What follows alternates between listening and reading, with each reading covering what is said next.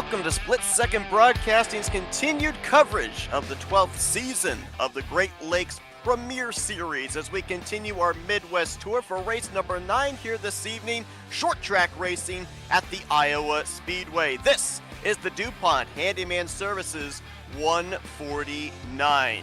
Good evening, ladies and gentlemen, and welcome to our coverage. Alongside of Ross Brockman, I'm Seth Cole. And Ross, last week we were at the historic Indianapolis Motor Speedway, where we saw even coming down to the checkered flag, drivers were willing to bang doors and rub fenders, and that was at a venue that was 2.5 miles in length. Here tonight, this racetrack doesn't even reach a mile in length. It is a short track in every sense of the word. What does last week kind of precursor to what we're going to see here tonight?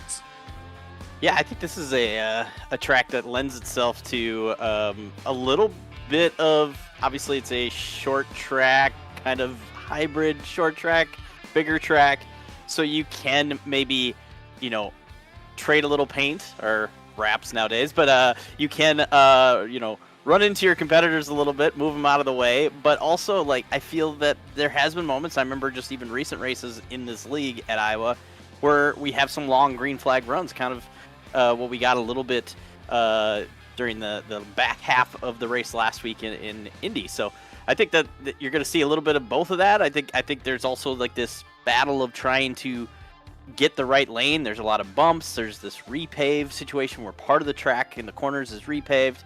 Makes it for, kind of a struggle to get to the right lane. And what makes that great for us is it's always fun to see drivers kind of battling to get to that spot. And if you're side by side and you want to each get to the same spot going into the corner, that makes it really tough. So I'm excited to see how they all tackle this track. And then, of course, it's a night race, too. That always sometimes adds a little bit, too, when the lights are on. Guess we could technically call this the halfway point of the regular season. Of course, after tonight, these drivers will have a 2-week hiatus before resuming the regular season. And of course, we ended up seeing last week there were some drivers that didn't make the field. There were drivers that ran into bad luck, and there were other drivers that had really good runs. So much the fact that things are quite congested around that 10th in the standings cut line. A 3-way tie, actually, for 10th coming into tonight. How does that play into this race here this evening, as well as the fact we've got that break coming up, maybe drivers trying to build some momentum before they had that bit of a reprieve? Yeah, that's true. That was the thing I was gonna kind of mention tonight, is a talking point, and just the fact that you have a 2-week break, and I think this is kind of cool. It's the first time we've really had that in this league, right in the middle of the summer, around 4th of July. I know our Canadian friends and their holidays, so it's great to have a 2-week break for these drivers, but you want to be maybe having a good run tonight to just make sure you don't have to sit on a bad run over the next 3 weeks thinking about it, waiting to get back on track to try to rebound. So I think a good run tonight to make sure you're maybe above that cut line, or at least starting to close in on it if you're one of those drivers outside, is a good idea, just so that way you can kind of understand your game plan for the last handful of weeks of the regular season. Taking a look at your starting lineup on the bottom of your screen, 38 drivers going to take the green flag here tonight. Tony Manji, who was really a top 3 car all last week at the race at Indianapolis, finished runner-up to Christian Peterson, still searching for that first victory, second in the points. Normally short tracks, it's where you start, it gives you a good chance to maybe finish in the same area. Track position is so important. Is tonight the night, with this qualifying lap setting him on the pole, to maybe do what Christian Peterson did last week, and that's go coast to coast, pole to win? Yeah, I think so. I think it's obviously you want to start up front here. We talked about the kind of the narrow spots on the corners where you want to be, that sometimes we're going to get to maybe be a little bit single file. I mean, still racy track, we'll still see some double file, but for Manji to be able to start up front, I think that's important. A lot of these drivers with a good qualifying run, just a matter of just trying to keep that track position all night. I think that's a good thing to have, and you might even see some strategy here. We have only 3 sets of tires in the pits tonight, so that can make it a little more unique as far as just when you take those tires and when cautions fall. You might at some point lose some of that track position, but if you can keep it, stay out of the chaos, I think that's the goal. It's an all Chevrolet Camaro front row as Tony Manji and Shane Neiswanger, 2 drivers still looking for their first victories here of season 12, will bring us into the restart zone. Green flag is waving, and we are underway here at Iowa.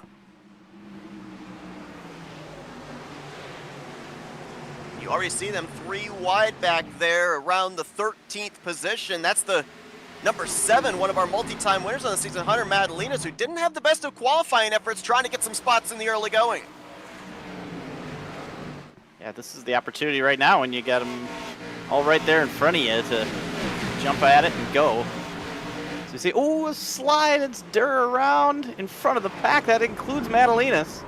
James Wagner, you saw there in the 57, also collected. Another driver sliding up the racetrack there. Couldn't make out exactly who that is. Is that the... Yeah, it's the 30 there of Vanderhook. 83 of Gibson down there against the inside wall. As caution's going to wave in the early going here, and it, as you mentioned, was the 18 of Matt Durr, who went around, had a great run last week at Indianapolis, gained a couple spots in the standings, sat only 6 points below the 10th in the standings cut line, but early troubles for him this evening. Yeah, and this might have been, it almost looked like, we'll see for sure if got any help, but it almost looked like just loose on entry, kind of sliding in. I know turn 1 is so inviting, it's so looks so wide, and then you feel like, you know, especially you're racing right now, all close quarters, you want to drive it in a little bit deeper just to maybe get away from somebody or give yourself a little bit more room, and then you just underestimate how, you know, how maybe even the tires are a little cold yet, and it's going to put you into a slide. That could very well be Big-time conditions what you happened. mentioned as well, maybe playing into the cooler track For sure. conditions. Oh, no, we got a little help there. Look, that was the, is that the 2 coming off the wall there of Cy Jackson? I believe so. Caught Matt Durr in the right rear quarter panel. And I saw him kind of running a little off the wall on the front stretch right when we just kind of saw it in the right here. I think maybe even touches the wall a little bit, and then kind of got down a little bit, maybe just getting away from the wall, and that's where Durr was there.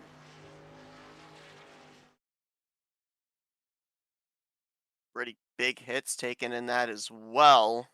Despite it being a short track, it is a rather faster short track. Obviously, we see the new asphalt that's been laid down, the inside of the corners here as well. A little bit of added grip in that regard, along with the cooler track conditions. And you see the track gets blockaded up. Rod Fastnow also got a piece there in the 4, as well as the 83 of Gibson. Also, Spencer Owens came to a stop there in the 23. Not sure if he was able to get on the brakes and really not make much contact with the drivers ahead, or if he got a bit of that incident also, but looks like maybe about 8 or 9 drivers getting involved in this first caution of the evening. It's still early on to have any strategy or anything here, but obviously a learning chance for everyone to see how their car was going to drive just those first couple laps and attack the initial start double wide to now see where you're at. Now you're going to have a little bit of difference as far as Peterson able to get around Niswanger on that start of the run. So now they're going to be in different spots. So where they restart, where Manji is going to be able to try again from the bottom lane and see what he if he can get away again as he did on that initial start. Checking on pit road, it looks like multiple drivers going to fall off the lead lap with lengthy repairs, including Hunter Madalinas in the 7. He was one of the drivers I kind of had on my ones to watch here this evening. The Great Lakes Racing Series combination with the Premier Series this season, as well as the Truck Series that they previously ran the previous 11 seasons. Hunter Madalinas has the best numbers of any of the drivers coming in tonight at this venue. As a matter of fact, they ran at this racetrack back in October of last year, closing out season 11.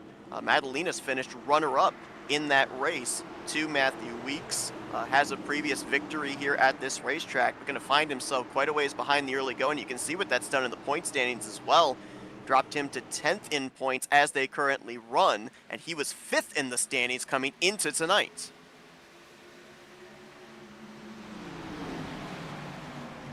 Green with Manji just basically reset or repeat from the initial start. Peterson, nice run there off of 2. I thought maybe got a chance to the outside, but wasn't able to. I'll single file for the top 3. Duda's going to grab 4th. Yeah, to do a little double take there with Jared Duda. Used to seeing the white and black on that number 53, but all white on his machine here tonight. Still swinging around the outside of Shane Neiswanger. And remember last season, whenever we ran a short track, you always seem to see the 53 truck up at the front of the field. So certainly he's got to be a favorite coming tonight. A driver that is leading the point standings. He's pretty much dominated the season in terms of consistency, but he still has that 0 in the win column.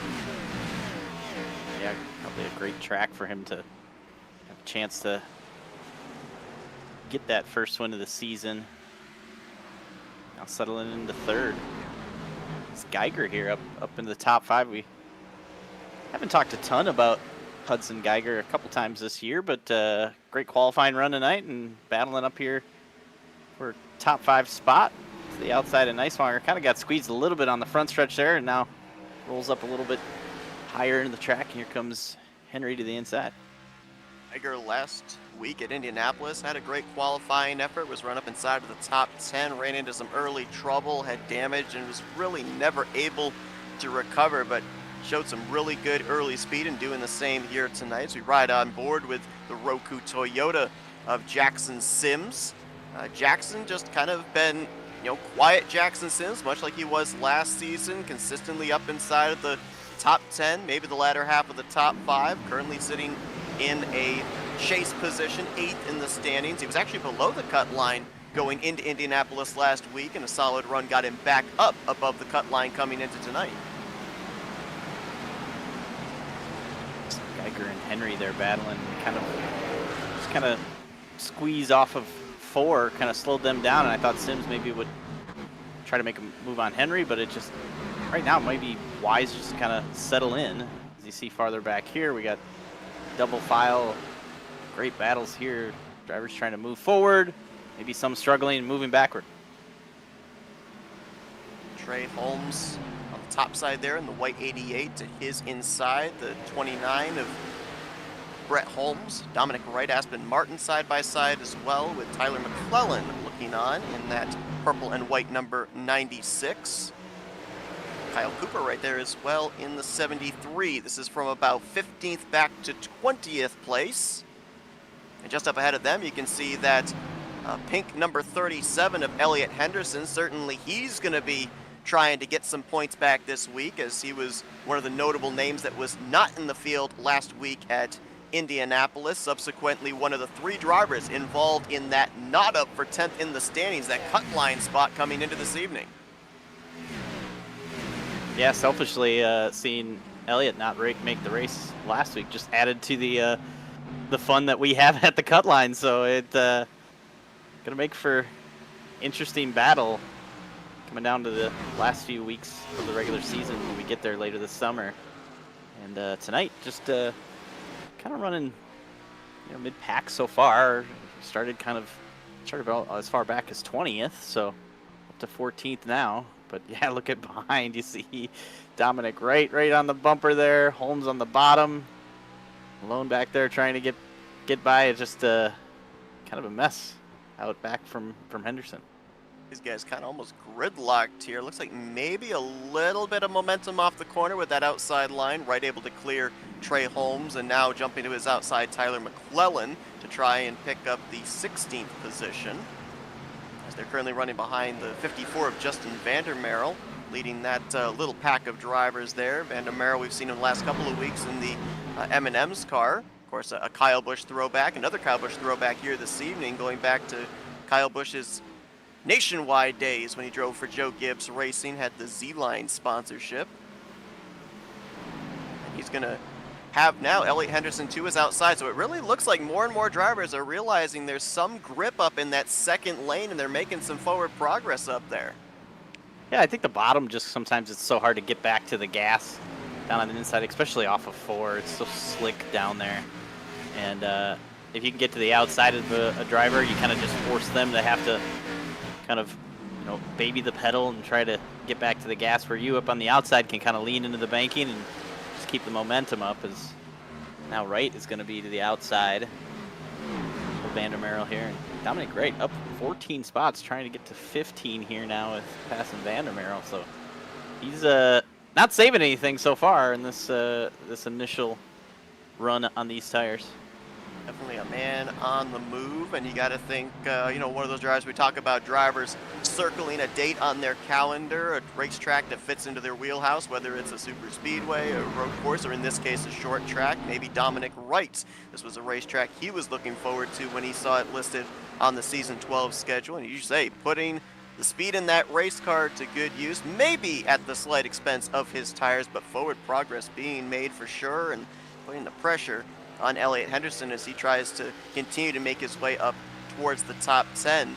Tony Manji continues to show the way. He got about 1.3 seconds back to Christian Peterson, who was able to break that tie between himself and Hunter Madalinas last week. They both went into that race tied at 2 wins apiece on the season. Peterson now stands alone in that category with 3 victories, and trying to see if he can reel Tony Manji in. But right now, the 24's got some really good, consistent lap time, and he's little by little been opening up the gap. That's the thing about short track racing is everybody thinks that, when you're trying to chase somebody down, you can maybe hit a flyer lap and close up by a tenth. No, you're lucky if you get hundreds or thousands at a track like Iowa.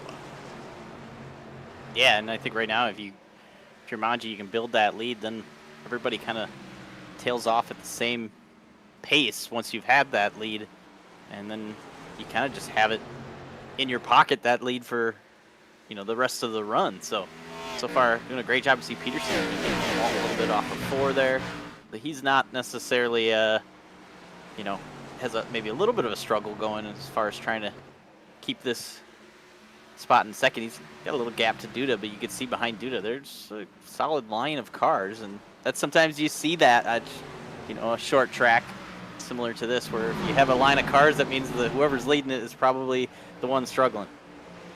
Most of the top 10 are pretty single-filed out and riding. They're not riding back here. Trey Holmes continuing to bleed positions. Vandermeer got around him not too long ago. Now Hunter Brittle taking a look to the inside. This is a battle for 19th place. Kyle Cooper looking on. Lewis Woodall as well. See Elliott Henderson up ahead trying to pick up a spot on Tyler McClellan. Really from about 13th on back is where they're really racing. And I think this is most of trying to just run where the driver in front of you is not.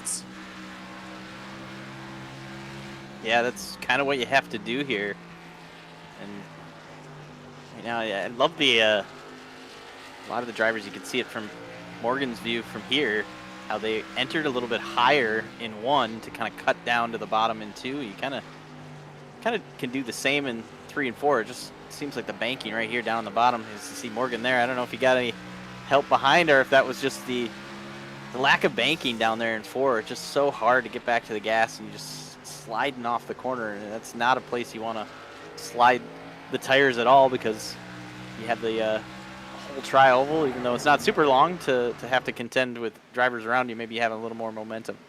Yeah, I love that onboard because it's almost visually deceiving when you're on board with these drivers getting ready to go into the corners. It looks like they got a lot of banking to be able to work with. No, it's only about 12 to 14 degrees of banking, and as you mentioned, you can see the back end of those cars swinging out as they enter into whether it's turn 1 or turn 3, so there's not a whole lot of stability there as we watch this battle beginning to brew. Actually, I think for a moment, a couple of laps ago, Matthew Weeks was alongside of Jackson Sims for 7th place, has since tucked in line. I mentioned about the fact that 1 season ago, it was, I believe, the next to last race of the season at Iowa. They were, of course, running the trucks, but Matthew Weeks picking up the victory. He was one of 5 drivers to lead in that race, led a race-high 79 laps. 2 of the others are actually running up here towards the front, Jared Duda and Shane Neiswanger. Ended up leading, I believe, 30 laps for Neiswanger, 36 for Jared Duda. So a lot of the drivers that had success at this venue 1 season ago in the trucks following up that success here with solid runs inside of the top 5, top 10 here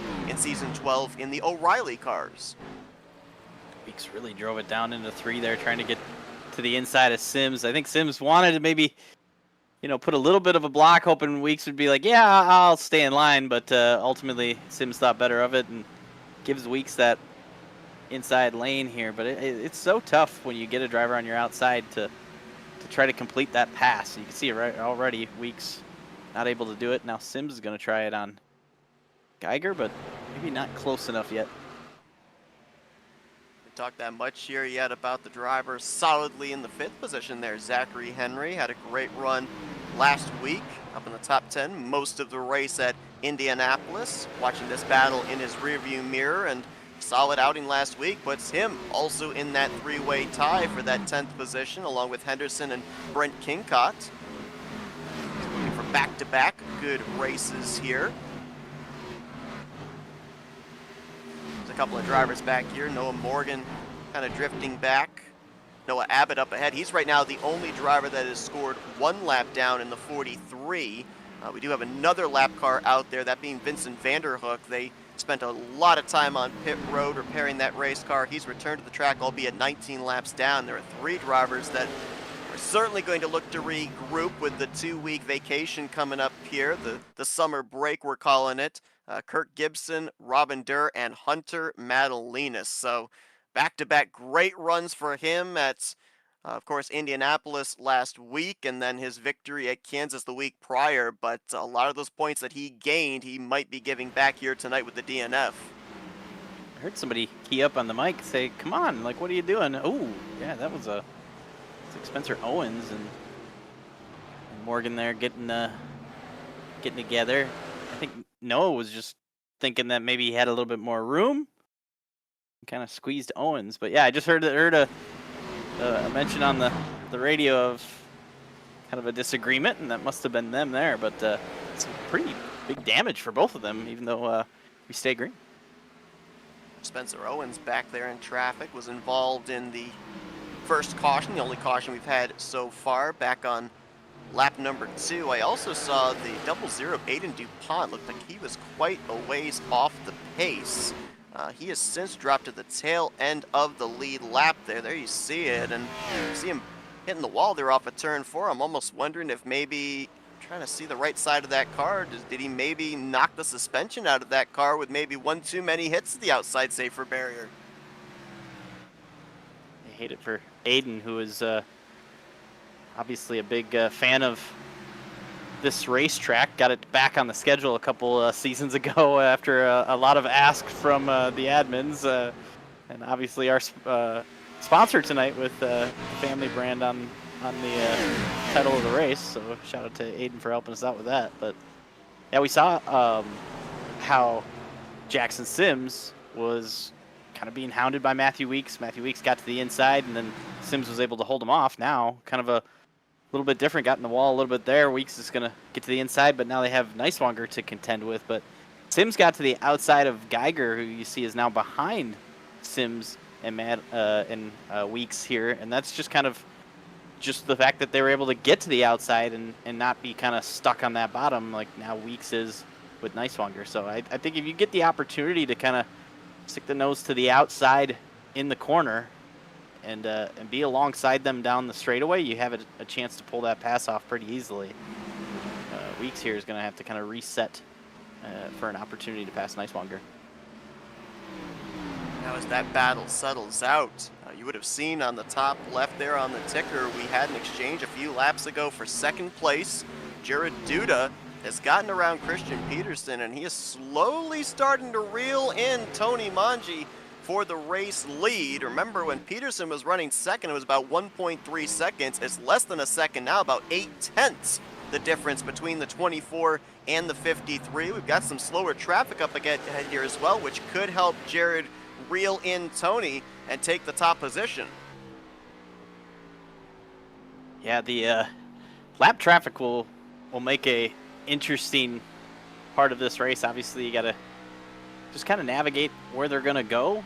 And sometimes, you know, we talked about the outside, inside. Some of them may feel like, oh, I'll give you the outside because I know that's kind of the preferred line right now. But some may jump up to the outside and maybe even if they're letting someone go, think that that's the way to go. And then the guy on the bottom, the lead lap car, is struggling down on the bottom. So we'll see how they navigate that as Manji's getting to the back half of the field. Whoa! We got There goes Vandermaal. Wagner as well. Caution's going to wave as Wagner's car slides down to the apron, kind of blockades the track up there on a couple of drivers, including the 30 of Vanderhook.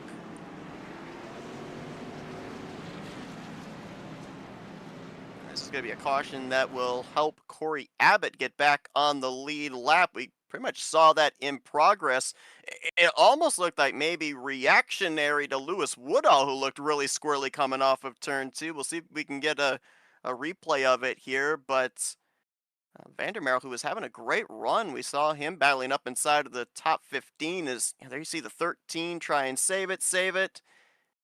And I think Wagner moves low in reaction, and he was already to the right rear quarter panel of Vandermeer's Toyota. Yeah, that's exactly what happened. I think they saw Woodall there get a little loose and thinking, okay, well, I got to get away or give him some room to collect it, and not realizing side by side. I think sometimes you're making that reaction. Oh, it looks like there's a chance even that he was, Wagner was maybe coming down just trying to collect his car too there. Just that speed there. It just seemed like he was a little bit kind of sliding around too. But yeah, just kind of get together. I don't think there's let's see right here, not a ton of damage on these cars. I think a little pop at the end there. But I think most of them should be able to spend a little time fixing repairs and stay on the lead lap and maybe still get a decent finish out of tonight's race. But this caution and the timing of it kind of going to be perfect for when you want to use that first set of tires, I feel. So everybody came down, grabbed their first set. We had plenty of laps on these tires, so I think a lot of drivers probably happy that it just works out that way, and just going to have everybody on the same strategy here. Manji's going to stay up here in the lead. Yeah, fast pit crew, that #1 pit stall, paying dividends for driver 24. And it looks like he'll have a new driver to his outside on this upcoming restart in form of his teammate Jared Duda. Zachary Henry's team actually going to gain a couple of spots on pit road there, as he'll be restarting third. Matthew Weeks, defending winner at this racetrack from one season ago, fourth. Shane Neiswanger, fifth.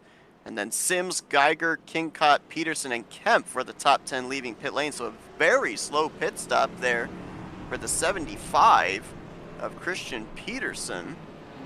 And he was, I believe, third when that caution came out. So he's going to restart back in the latter half of the top 10. Will the three-time winner on the season.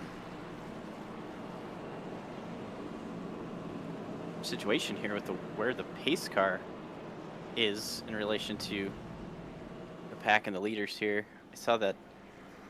See Dupont and Vanderhook here that are going to try to maybe get the wave around, which, yeah, I'm trying to figure that out. Yeah, James Shiplet in the 28 car as well. Saw those drivers when they left pit lane, they came out behind the pace car.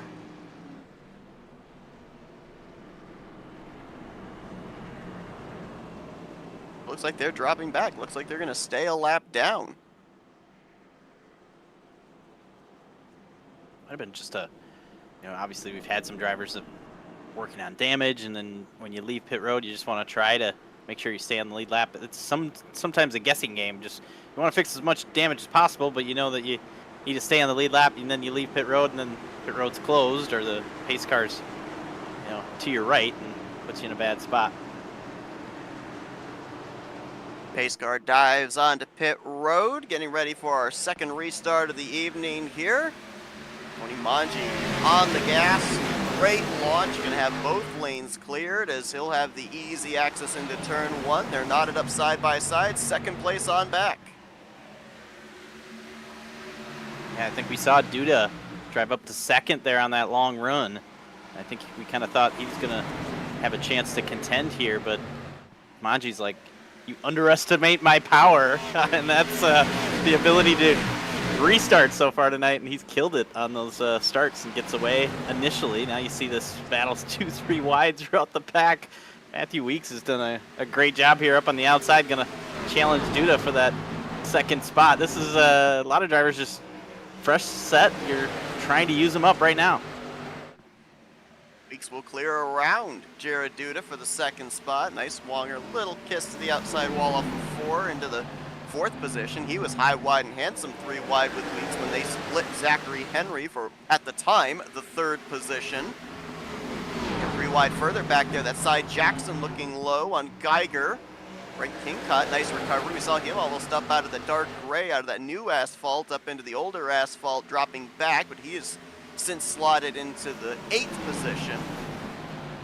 As here comes Peterson trying to gain back those spots he lost on pit road. I was kind of looking at the amount of time he spent on pit lane. Looked like his pit crew got the job done. I'm almost wondering if maybe he slid in his box, and that was what lost him the time and subsequently the positions. But it looks like he has gained just about all of them back but one. Already restarted 8th and up to the 4th spot.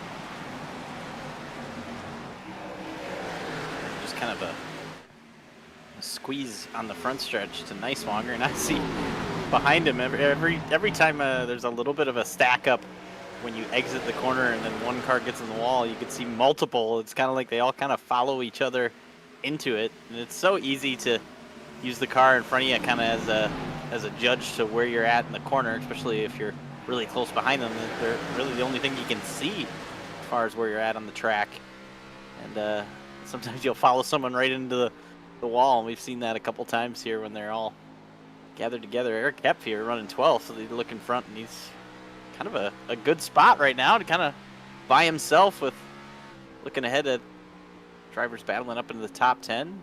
No one really around Kepf other than behind him. Geiger way up the track there. I think he ended up almost running to the back of Brent Kingcott that time, going through 1 and 2. 33 to the inside there. We mentioned about Dominic Wright. Saw him making good forward progress during that first run.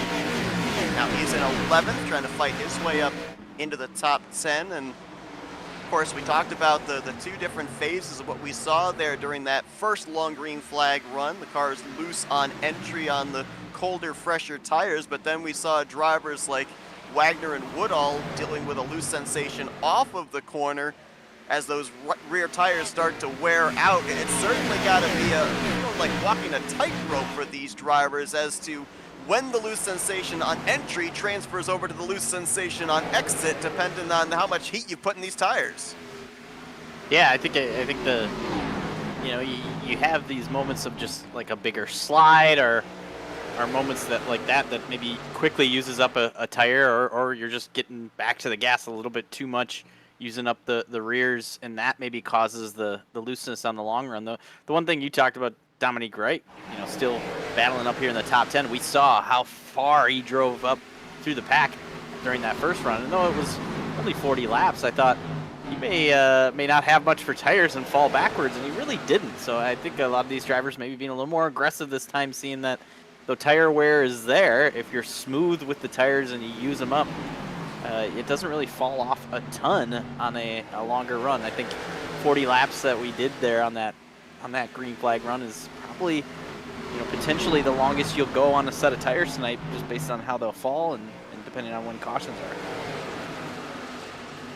You're trying to work his way back forward. Ooh, little contact there. I mentioned they were willing to bang doors last week at Indianapolis. We saw a photo finish for 3rd. We saw a photo finish for 5th. Coming out of turn 4 all the way down the long front straightaway to the yard of bricks. And here tonight, drivers not afraid to get a little argy-bargy with their race cars here. A little trading painters. You said trading wraps here under the lights at Iowa. Watching it. It's great shots down the straightaway and see little puffs of smoke and the little moments grabbing the wall.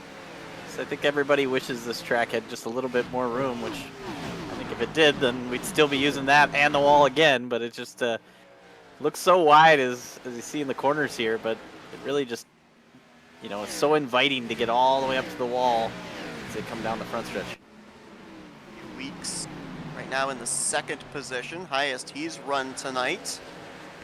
He and Jared Duda, Tony Manji, top 3 in the point standings, still with a 0 in the win column. Currently the top 3 on the racetrack as they run. Matthew Weeks, does it help to be the car here behind the 24, kind of gauge yourself off of the race leader, or would you rather be the race leader, kind of set your own pace, run your own line, not really have to worry about the do's and don'ts of what the other driver behind you is doing? Well, I think we saw what Manji's done so far on all these starts, and it's been able to just kind of get away being the leader, having that advantage where you let everybody else kind of fend for themselves. And when you do that, then you get away, then you can kind of maybe, just take it a little bit easy and just, a little bit less stress on being the leader initially. So I kind of would rather be the leader, but now you're weeks, you've gotten through the pack, and now you can kind of just look ahead to see what Manji's doing, see what's working. And I think Weeks just slowly reeling Manji in right now. You can kind of even just physically see it from the view right on board. All three manufacturers represented inside of the top three, the Chevy of Manji, the Toyota of Weeks, and the Ford of Jared Duda. See Christian Peterson a little higher up there through 3 and 4, still in that newer asphalt, but about maybe 2.5 grooves up off the bottom, maybe trying to search, find something as he tries to reel back in the top 3. Good look back here at them kind of wadded up. Shane Neiswanger 5th place on back there. Sims, Geiger, this is driver stepping out of line, but that's King Cod actually, I think. No, correction, that's Zachary Henry looking to pick up a spot on Geiger for 7th. The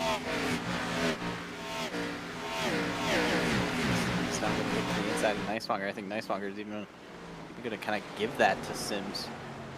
I think we've seen, when Sims was battling before and you get to the inside of a driver, just kind of hard to complete that pass. But if the driver to the outside just says, you know what, I think it'd be better for us not to be battling side by side, go right ahead.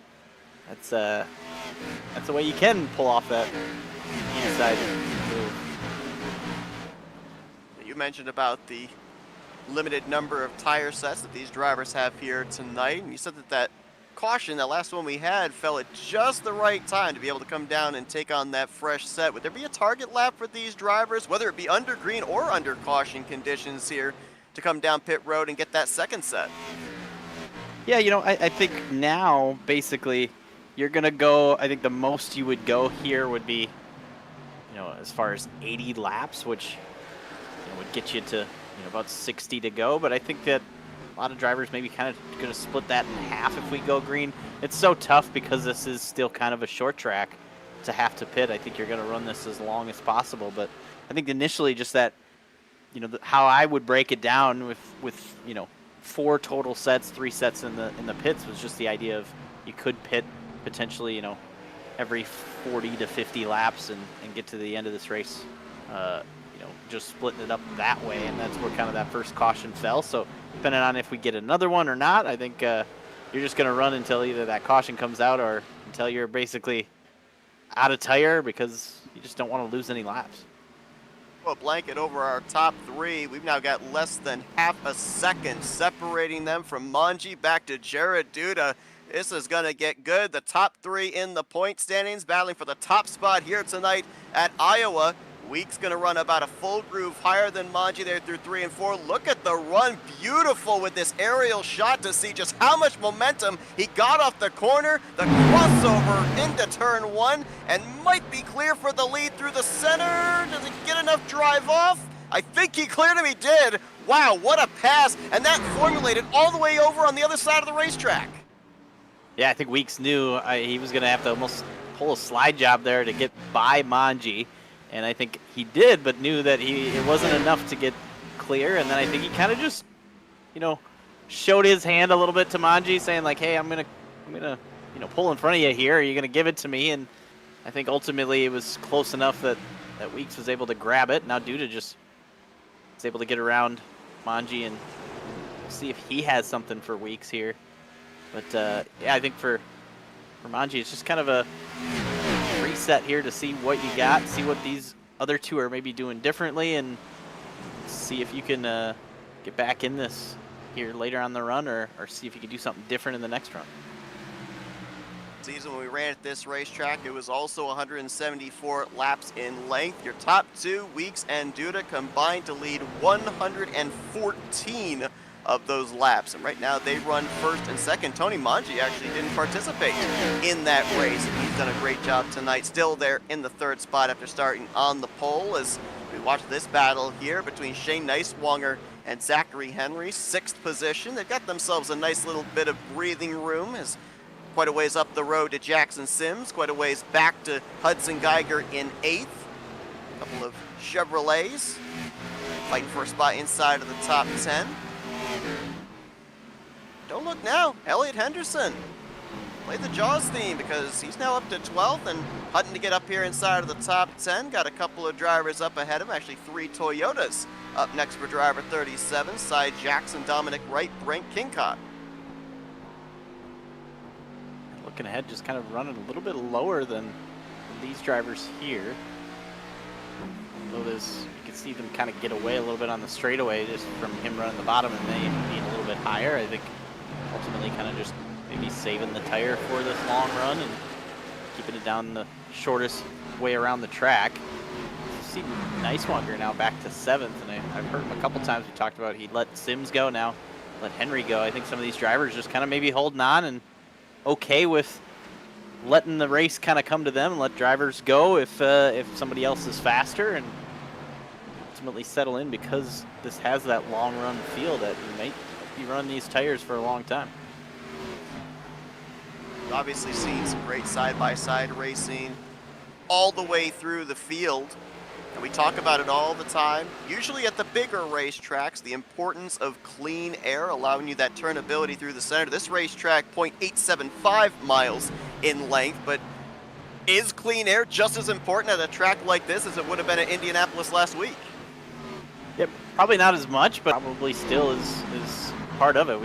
I was mentioning how Elliott running a little bit lower than some of the other drivers. I think sometimes even the clean air is just nice to have, being able to see where you're at in the corner rather than being right behind somebody and not being able to tell exactly where you are on the track.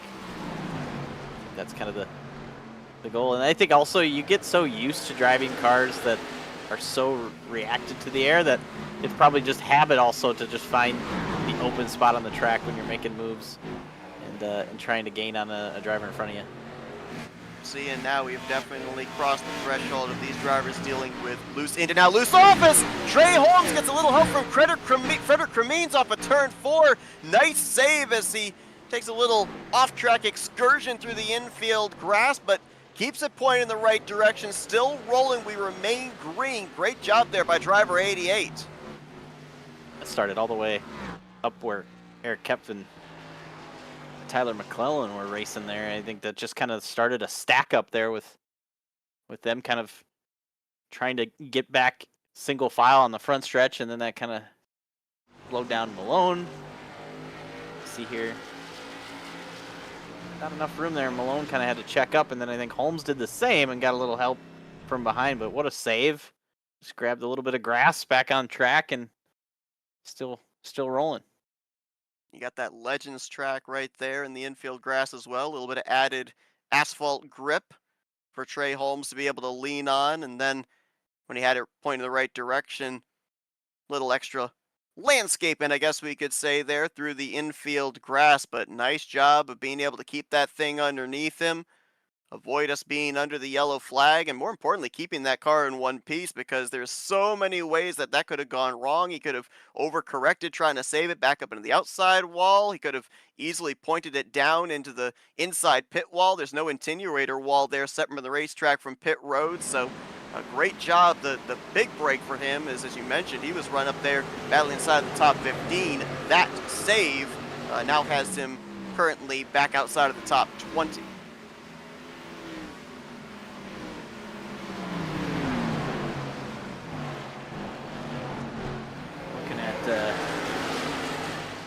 Our driver pretty much on the move all night, and that's Dominic Wright up into the 10th spot now. See Cy Jackson behind him kind of sliding around, but Cy's going to be able to at least look to the inside of Wright. Well, Henderson still trying to get up into that top 10, just kind of rolling behind these drivers. I'm thinking at some point we're going to see him, maybe if he's been saving a little bit, to see if he can make a run up into this top 10. See if we see that here once we get rolling. Is back up in the top 5 now. It seems like Christian Peterson kind of doing the opposite of what he did on that last run and kind of moving forward now as Manji continues to backslide after losing the lead. Yeah, I just took a quick look there for Dominic Wright, and he's made 4 starts so far this season. Best finish, 17th at Dover. So right now he is on track for his best finish of the season as he's currently just one spot outside of the top 10. Whoa, Christian Peterson! Big save there, big wiggle off of turn 4, and nearly had Tony Manji into his back bumper. Stayed in it though, or at least kept the momentum up on the front stretch to stay in front of Manji and even kind of pull away through 1 and 2. But nice save, nice drive. That was the type of kind of slide that I was saying, that as you see Sims back there doing the same kind of a big slide off of 4.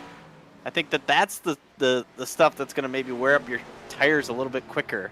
And we saw like where Woodall on that last run had his moment, and that might be just because they had other moments of slides.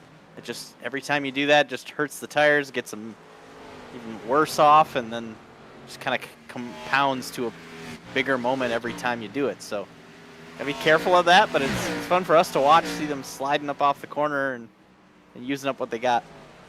Yeah, with crossing the start-finish line right there, Matthew Weeks, the race leader. This is now the longest run these drivers have gone on tires. We went about 40 laps on the first long green flag run. We are now about to hit 44 green flag laps on these set of Goodyear Eagles. Sims moves into the 4th spot. I've been keeping an eye on that 6 of Jackson Sims, trying to see who's got like the best long run car, and he has actually had some of the best consistent lap times. He was back around 7th, has slowly worked his way now up to 4th, and might have something here for Christian Peterson in the next couple of laps. So keep an eye on that Toyota. The Roku purple scheme, and it looks really nice under the lights. I was just kind of noticing that early on. Up into 4th now around Manji, and this is the moment we saw it, previously, where our front 5 are gonna have to navigate some traffic, and we've had now a couple moments. Ooh, happening here. You see the ending of a moment, at least for the 71. Not sure what happened there, but onto whatever the issue was. Now drops back to 12th. I think he was 9th not too long ago, so a few positions lost.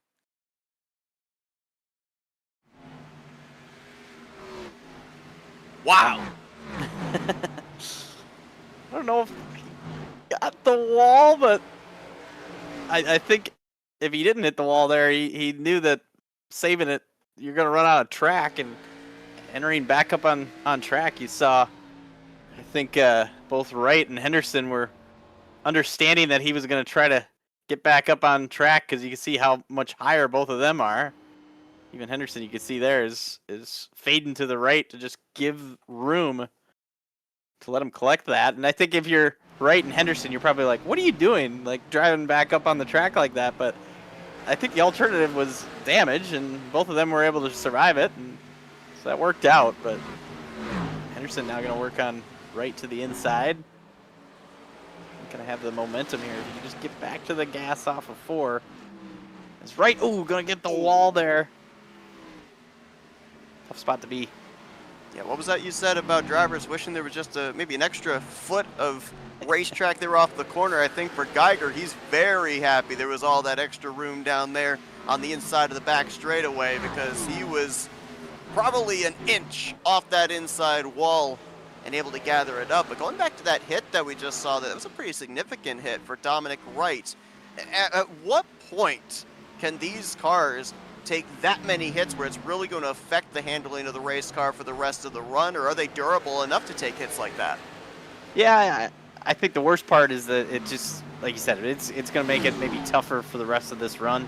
I think you come back down for your next pit stop, maybe spend a little bit of time fixing damage. You'll be back out there. I see Brett Malone, who's got that kind of crinkle up on his front bumper. He's still up in 13th, so I think that it still drives a little bit like a short track if you got a little bit of damage, but I think right now, just on a long run, if you're right, you're going to have to really kind of hold on, because that damage, you can't really do anything with it until you get to that next pit stop.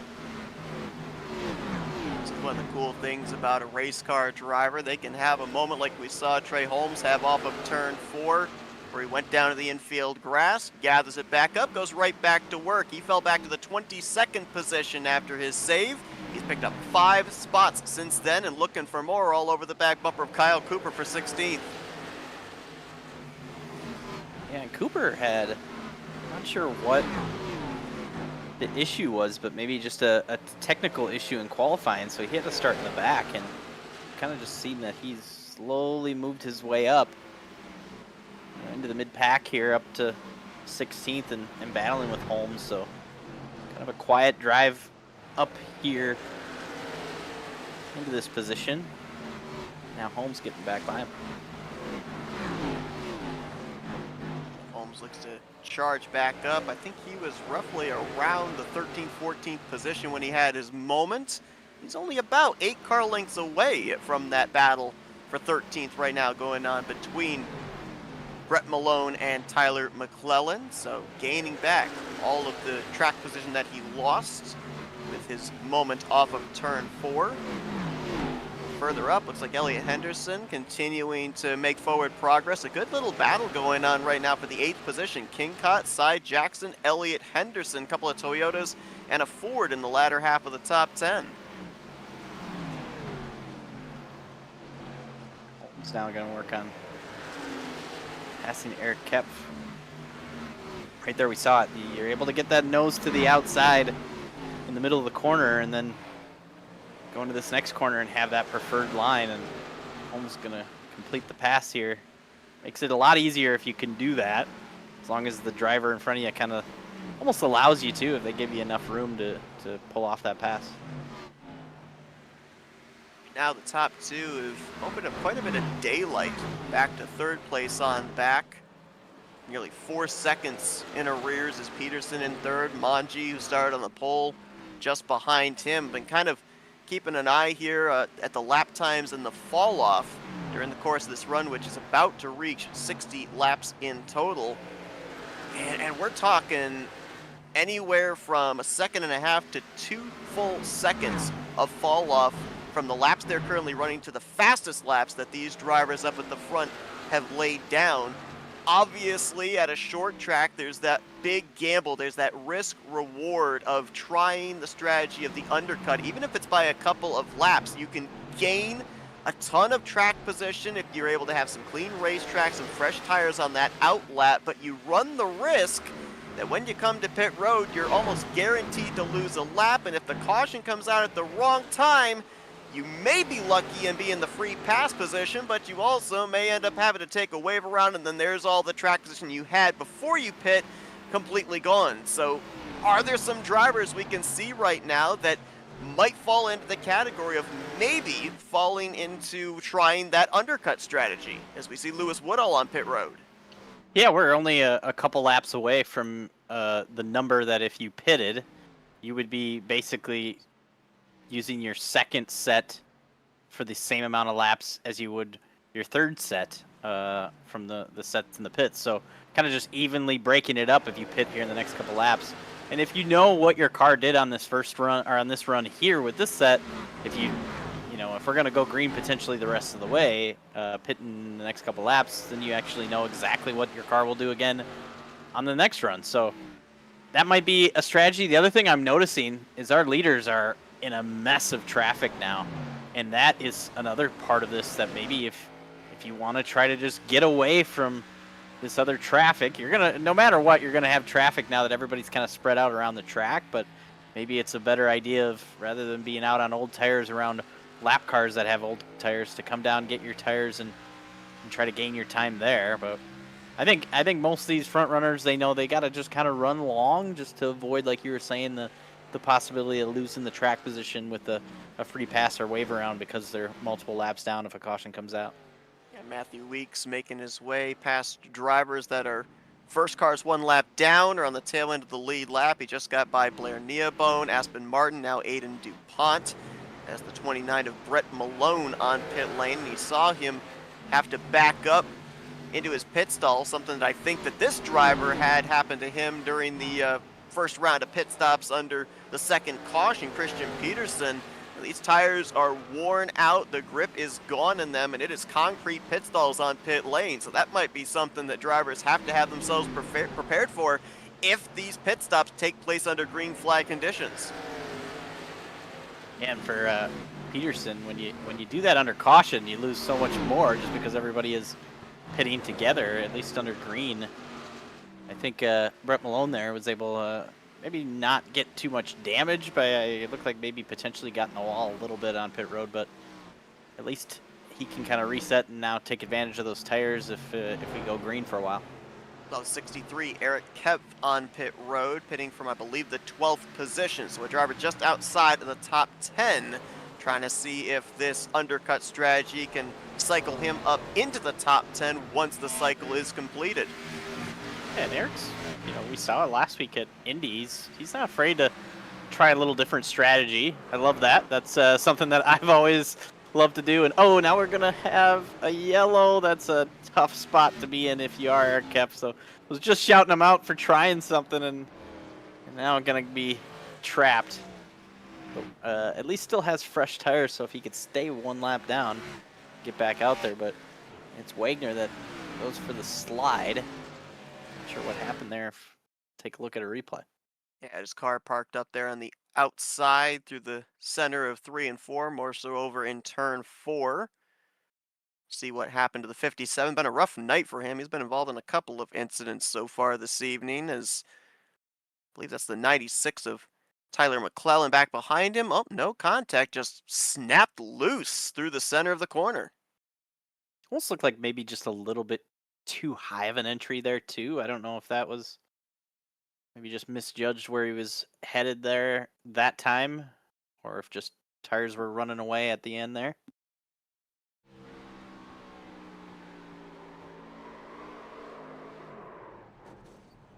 And that's a tough slide and then damage to the left front swinging around the outside wall. Good contact with that left front. Saw the oncoming traffic, got on the brakes. Everybody had the couple of lanes to the inside to avoid, so just a single car spin. As great battle off pit road you saw right there between Matthew Weeks, Jared Duda. Weeks will get the advantage on that. Got a few lap machines that pitted with the leaders as well, so it looks like Manji actually came off of pit lane 3rd, followed by Peterson and Sims. The tough break for Eric Kempf, I do believe, is even with the leaders pitting here, I think he had fallen 2 laps down at the time of the yellow. So he'll get one of those laps back here with the wave around, but he'll probably still remain 1 lap down. Again, that's what we were talking about, that risk reward.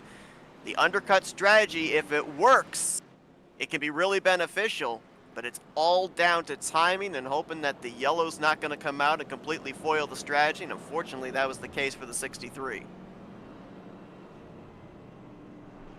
Yeah, it's a tough break, but the only good part about, I mean, it's not much that's good about it, but the only chance that he has here is now that everybody's kind of reset back close together, then, maybe you get a couple more cautions here and able to get back on the lead lap. We did have a lot of drivers that are now a lap down. We're going to have a handful take the wave around, including Corey Abbott, Lewis Woodall, Brett Malone, Frederick Cremeen. So a bunch of these drivers going to take the wave around and try to get back on the lead lap here. And I think most of them had pitted, but just fell back from that pit stop. We saw a number of drivers back during the last caution that had lengthy stops on pit road and were not able to get off of pit lane ahead of the pace car, end up falling a lap down. It looks like that's going to be the case for the 33 of Dominic Wright, who was putting together such a great run. We saw him take that massive hit off of turn 4 to the outside wall. Looks like they spent lengthy amount of time repairing that car on pit lane and were not able to get him off of pit road ahead of the pace car. You see him dropping to the tail end of the field, and he's currently going to be running 1 lap down.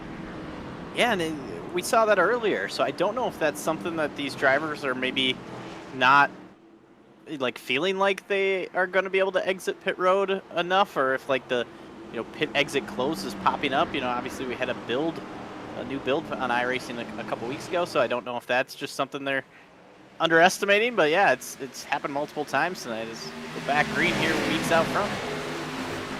Then 60 laps to go here tonight at the Iowa Speedway.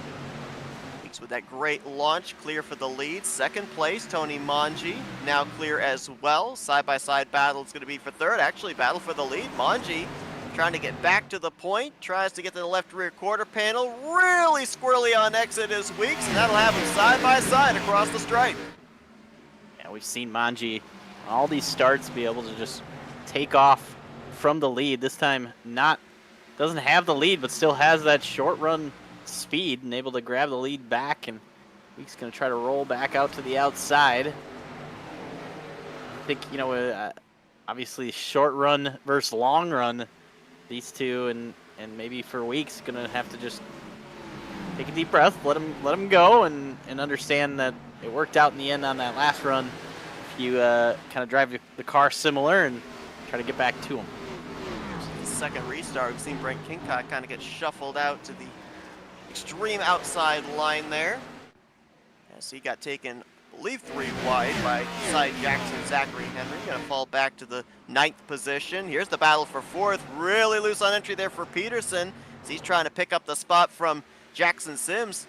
Just about a lap and a half ago, these two actually were rubbing fenders, and now we got trouble. That is, oh man, Geiger, who was having a great run here tonight. The 71 has looped it around in the center of 1 and 2. At least looks like initially a solo car incident, but another driver that was looking like they were going to have a promising top 10, top 15 run running into issues. It was running 12th.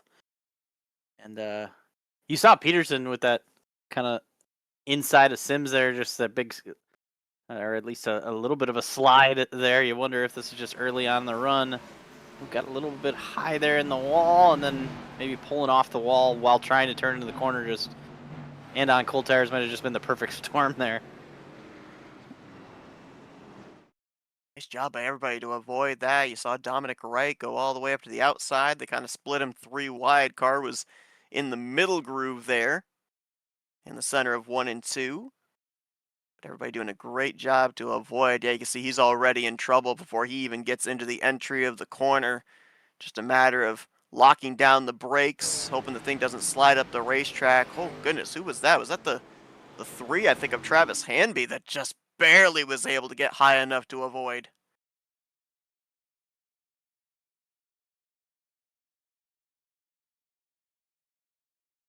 Yeah.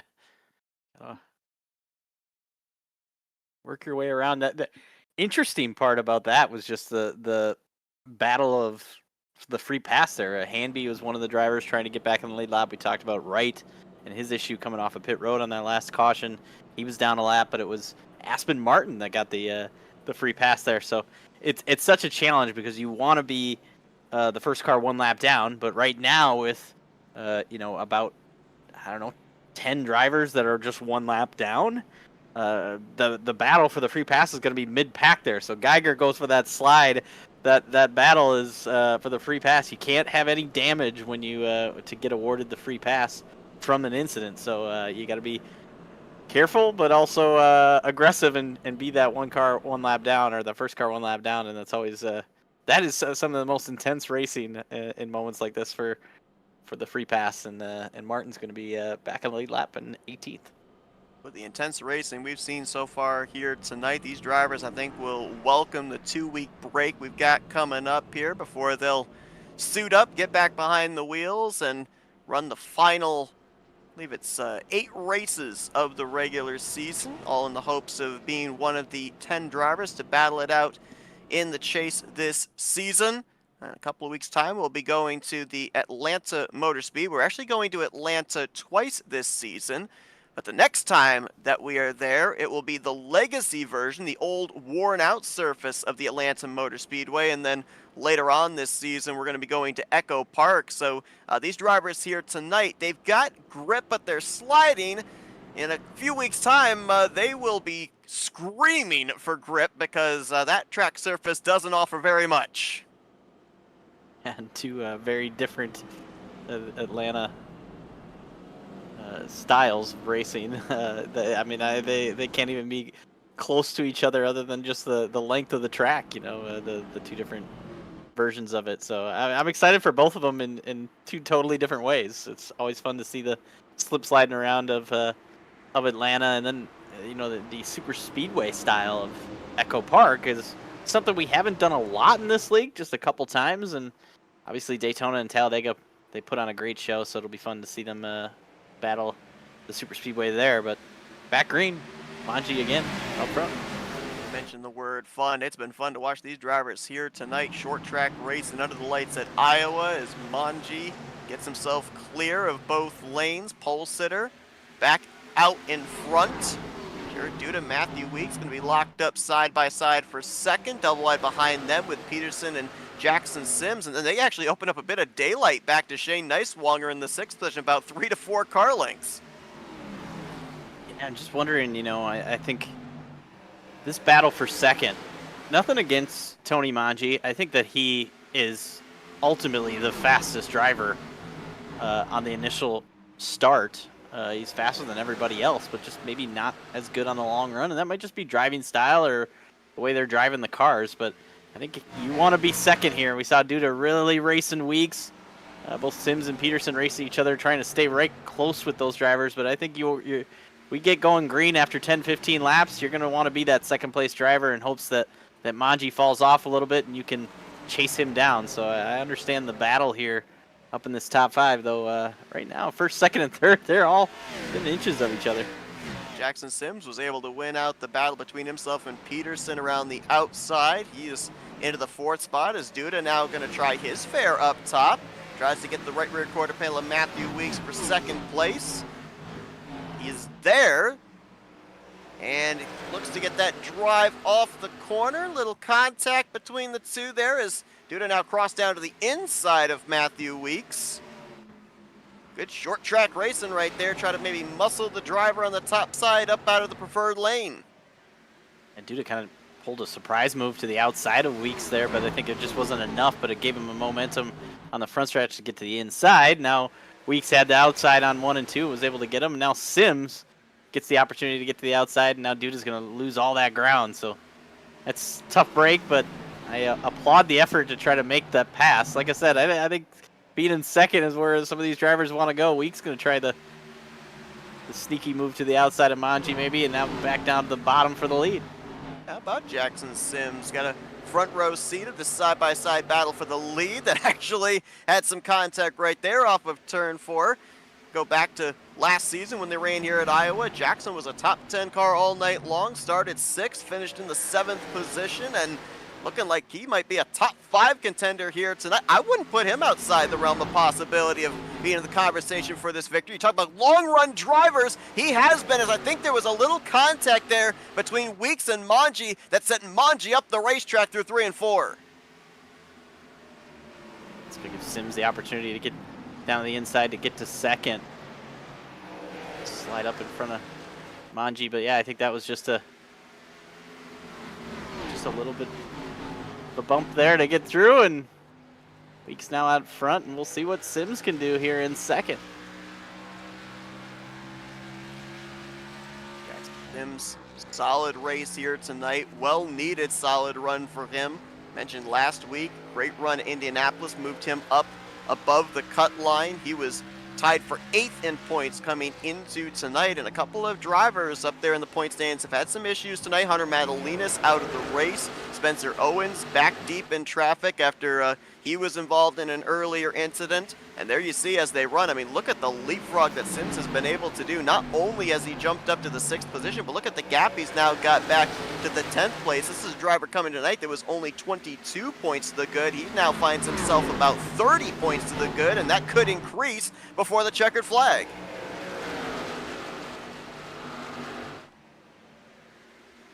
Just trying to, you see Sims, it just seems like really good at just slowly making his way through the field. Kind of tonight's race maybe just setting up really well for him.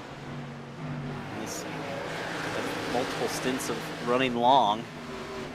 It's back here. We have these drivers all kind of on the same.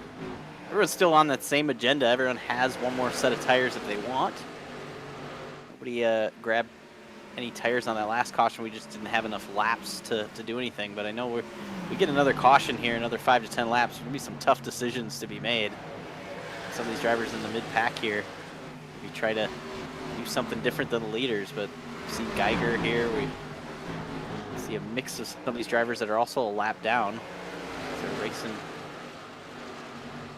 around Wright here, who is one of those drivers trying to get back on the lead lap. Currently the first car 1 lap down. Yes, it's just outside of the top 10, and people might be thinking, wait a minute, didn't we just see that 71 car looped around through the center of 1 and 2? That would be correct.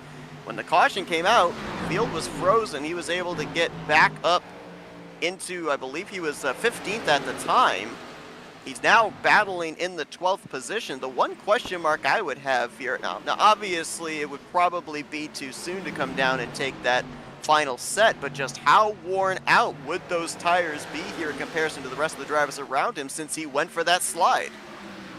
I mean, it couldn't have helped. I definitely think it would have hurt in some ways. Oh, really driving it in there deep to get to the inside of Wright. You knew he was going to wash up a little bit. But yeah, I think, and Wright maybe even showing a little displeasure, like, what are you doing? Kind of crowding him on the front stretch there, but I think Geiger's going to get past Wright here, who's maybe pull a crossover, but just clip the apron a little bit. I think Wright ultimately, you're in the free pass spot.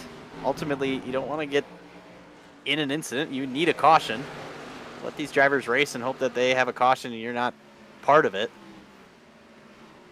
Yeah, Geiger, you can see there, that's a big slide there on even on the straightaway. You wonder if that's just due to the tires not having as much rubber from that slide earlier. And Dominic Wright currently is the first car 1 lap down, would be in the lucky dog position. The driver he's having to worry about is about maybe 10 car lengths behind him. That black and gold number 43 there you see of Corey Abbott. That would be the battle for the free pass position. So, as you say, some breathing space there for Dominic Wright. Doesn't necessarily have to use up his stuff racing with the lead lap cars. As long as he's able to stay ahead of the 43 and catch the caution at the right time, he would make his way back onto the lead lap. Some tough McClellan there trying to get to the outside of Geiger. That kind of sneak attack that you do up on that outside. Owens got to the outside of Wright there, and both of them kind of up the hill there, but Owens gonna get by Wright. Still in 13th there. This battle here, Cy Jackson moving teammates. KFS Motorsports teammates there. Kingcott gets up into the wall off of 4. Cy Jackson moves by, and here comes Elliott Henderson now. 10th position, looking for 9th.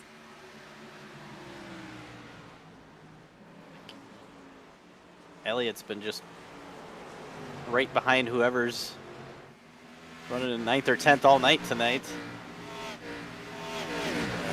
Trying to get to Kingcott, but they're all kind of running the same speed, so that inside lane, as you saw, Henderson kind of wasn't able to get the power down, and now he lost a lot of that ground and falls back a little bit, having to get caught back up. We've got 17 drivers on the lead lap right now. It's probably a rhetorical question, but from here on out, if we were to get a yellow flag, I would assume we're going to have everybody on the pit road for that final set of tires, but we went back green with about 60 laps to go. You talked about 80 laps the furthest drivers could probably go. If we continue to trend green, have we made our final trip to pit lane? Yeah, for sure. I think that you got to run this out to the end. If it goes green, I think if a caution comes out now, I think you'd see pretty much everybody come down and get tires. The only thing I would say, the only other strategy play would be maybe some of these drivers. We have so many of them that are lap down that maybe if a caution came out, do those lap down drivers then decide to take the wave around and ultimately because of that won't be able to use a set of tires and then have a set if another caution comes out a little bit later. But I think now just how far we've gone, that I think most everybody would be coming down to get that last set here if a caution comes out, but it will only be under caution. We saw what happened to Eric Kepf when he pitted. I think tires, you'd have a little bit of pace, but just not enough to get caught back up, just being multiple laps down when you get back on track.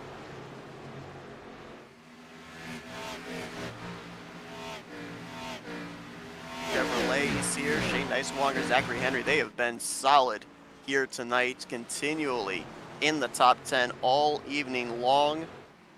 Neiswanger, who's trying to keep himself up there in the top 10 in points. Zachary Henry, who's trying to move his way into the top 10 in the standings coming into this evening. He was just below the cut line coming into this race. And here's Henderson again drawing a bead on King Cott. Can't quite get the power down off the exit of the corner. You saw getting all it was worth on the exit was King Cott as that back end got a little tail happy there. Able to keep Henderson at bay for the moment. Look at all these drivers sliding up off the corner. Seen that a lot tonight, and it's fun to watch. I imagine there might be some moments the drivers that they enjoy it, but I think there's sometimes they're like, man, this is tough. This is hard to drive off the corner every time, sliding into the corners. Geiger now gonna get to the inside of Henderson, but just I said it all night. That inside lane, just no grip down there compared to that outside lane. I think you gotta have to set up the pass a little bit differently to make the moves, and we've seen that with some of our front runners. Maybe just mid-pack guys haven't had enough time to try out all the moves. Jackson Sims now is closed up on by Jared Duda. This will be the battle for second place. About 0.6 of a second behind the race leader, Matthew Weeks. Duda appears to have found some long run speed here. Both drivers can see the race leader just up ahead and still plenty of laps to work with. I know we've ticked these laps away under green flag conditions, but 23 laps, still plenty of time for these drivers to be able to try and close up the distance between themselves and Matthew Weeks. This battle will not go away. For a moment, Henderson had the night spot from King Cott. King Cott's going to battle back, and the more that these drivers battle side by side, that's going to bring Geiger, Trey Holmes, Tyler McClellan, even Spencer Owens up into this conversation. Contact made off of 4. Ooh. Trying to muscle the spot now. Yeah, outside now for Henderson, going to be able to get the momentum with King Cott just being a little bit slower, and it's set up for Geiger here to kind of just drive it in deep, and yeah, he'll get by King Cott, and he's going to look back to the inside here. Just, yeah, some great racing. These drivers trying to get everything they can, try to grab this last spot in the top 10. A little contact there, but ooh, hold on. You're really loose there off at turn 2. I love the fact that we ended up having the 2 Midwestern tracks back-to-back, Indianapolis last week, Iowa here tonight, because with that pan shot down the back straightaway, we saw drivers last week doing that on purpose. Off the wall, down to the inside, and then back up to the wall trying to break the draft. Here tonight, they're not in control. The car is deciding to go down there for them. Yeah, it's crazy how that natural drive to kind of catch the car sometimes just sends you down to the inside on the straightaway, and yeah, it just happens the way you got so much wheel into it trying to get it to turn, and then all of a sudden you get to the straightaway and it takes a moment for the car to realize that you're going back the other way, or at least the driver to get it to go back the other way, and that happens. It is funny how that works. It looks very similar to Indy, but for a total different reason. Less than 20 laps to go here tonight. The Dupont Handyman Services 149. What a race it has been. Great way to cap off this first half of the regular season as drivers get ready for that upcoming 2-week break during the summer. Matthew Weeks continues to show the way, and we saw that battle closing up for second place between Sims and Duda. At the time, there was only about 0.6 of a second advantage that Weeks had over that battle for second. He has doubled that. You can see now he's got about half a straightaway between himself, Sims, and Duda. Weeks is starting to kind of turn up the wick here as these laps tick down.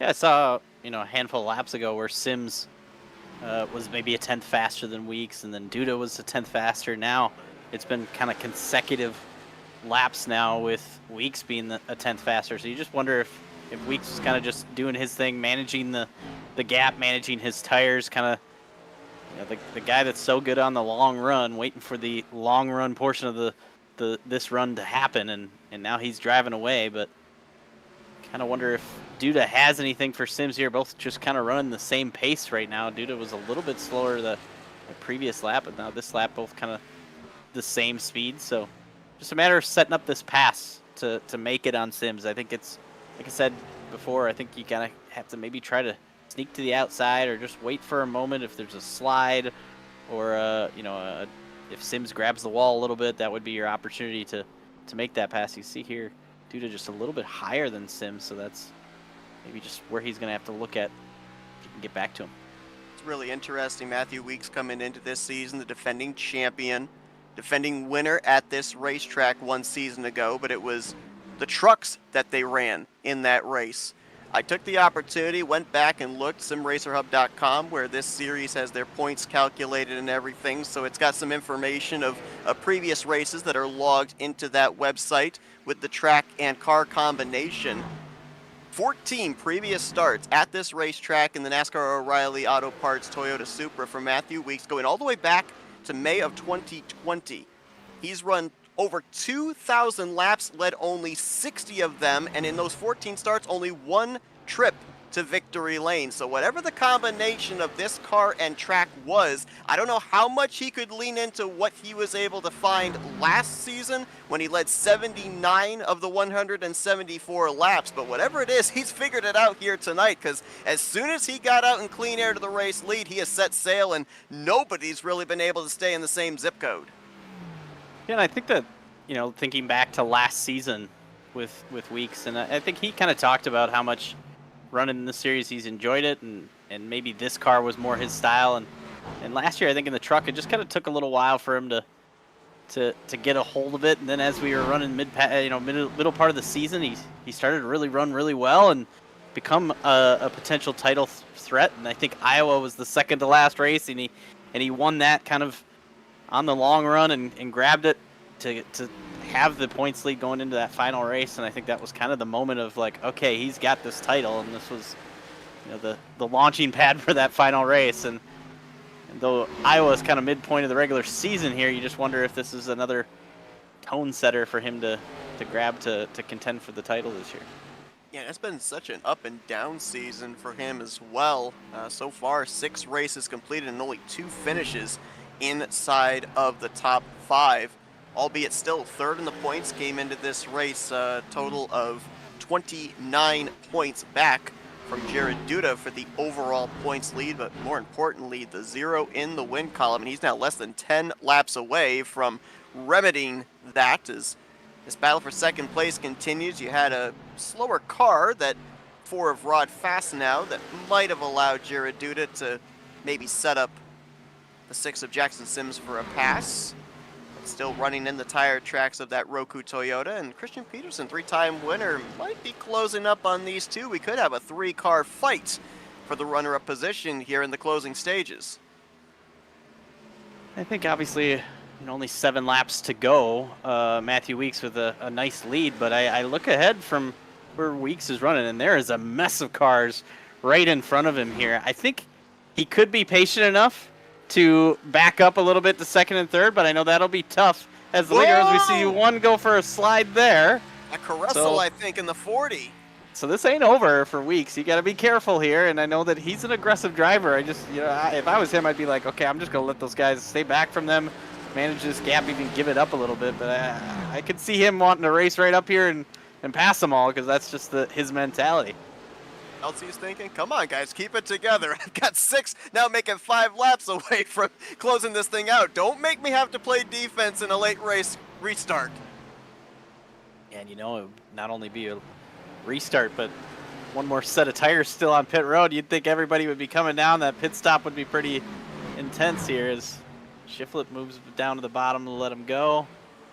These drivers, they're still battling here. That a lot of them just trying to get a good finish yet. Still a chance to gain position with the drivers you're racing around.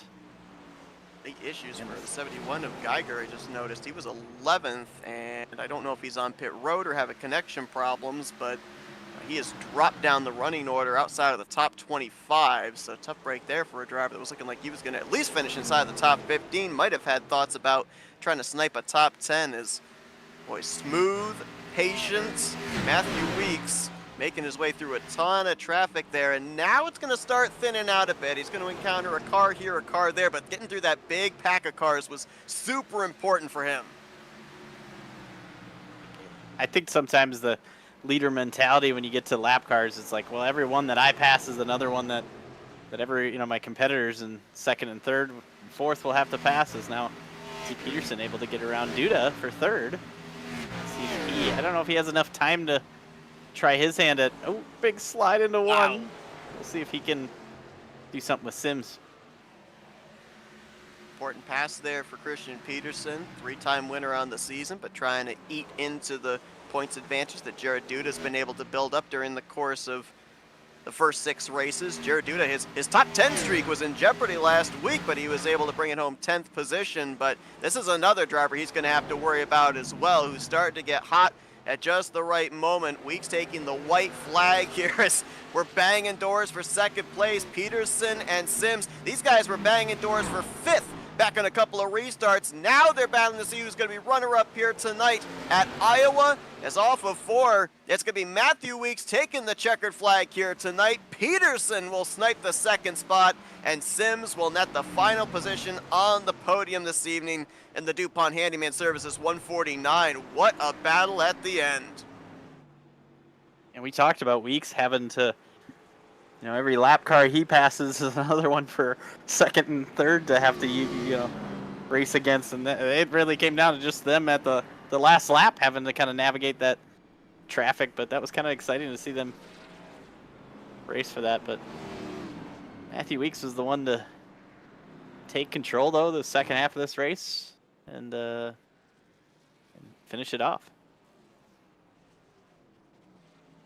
Last October in a truck that he burned it down here at the Iowa Speedway. Fast forward to tonight in an O'Reilly Auto Parts car, and he is once again celebrating at the Iowa Speedway his first victory on the season. Defending champion back in victory lane and maybe setting up for a potential bid towards that regular season championship heading into the second half of the regular season in 3 weeks' time, as he'll park it right there on that Hy-Vee logo. I guess that's the back straightaway of the Legends course. I'm not exactly sure where this, I think it's the start-finish line over where the start-finish line actually is there, but the celebration will begin for Matthew Weeks. And finally gets that monkey off his back coming in as the defending champion. Finally gets his first checkered flag of season 12. And I heard Weeks kind of talking about the battle with Manji. We saw the contact, and I think ultimately just kind of trying to get side by side with that little battle, but there's a little bit of a controversy as far as just trying to keep it clean. It sounded like Weeks was just, explaining that, but I'm not sure if Manji was okay with that explanation or not, but ultimately Weeks is the one celebrating. Didn't quite have the best of qualifying efforts, started 8th position, and really didn't get up to the front until the second half of this race. But he is your winner here tonight, is Matthew Weeks. And we're going to be talking with him and the rest of the podium finishers here in just a few moments. You see your running order, the way that they cross the line there on the top of your screen. We'll be talking a little bit more in depth, but a lot of drivers here tonight that really just established themselves in the top 5, top 10 all evening long, and were able to stay consistent here tonight, which obviously we saw was not an easy task with these long green flag runs and really having to wrestle these race cars for 174 laps.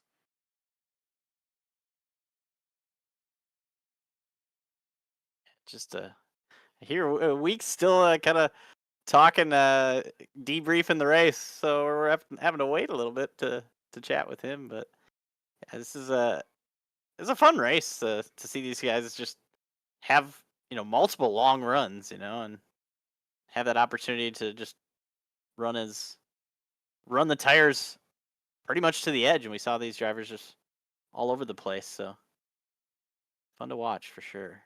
I don't know if we can maybe talk about short track, sometimes breeding short tempers. Believe this is the Guess we could call it the second short track on the season. Not really sure if Dover qualifies. It's a mile in length, so a lot of people say if it's a mile in length, it doesn't qualify. But we've seen Tempers player at Dover as well. I guess tonight we'll call it the first true short track in terms of its configuration, and treating us to quite an event here this evening under the lights. I think we now can go down to victory lane and dial up tonight's race winner, defending champion of the series. Matthews, the guys in the split second broadcasting booth. You got a copy, my friend. Yeah, I got you.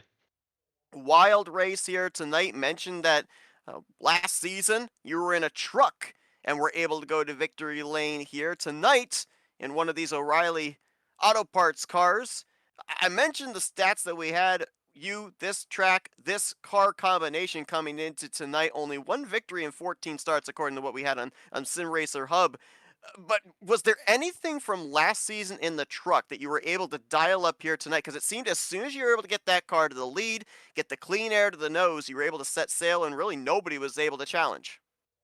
Um, Not really, I guess. I don't know because the track is different. Because we ran the old version, I think, with the truck last season, and this was, the new where they got the new pavement in the corners. So I really just try to do what I did on the old version, man. Just try to wrap the bottom. I noticed like the middle really came in if you wanted to build a run, and it was hard to pass on the bottom, so you really had to work, the outside, middle, and the outside of that new asphalt they put in the corners. But I really just try to grab the very bottom. I try to put the left front, right on the white line in both corners, and that really seemed to work, especially when we got late and really long to run. I say about 25, 35 laps into the run, like right in there, it was just money hitting that white line.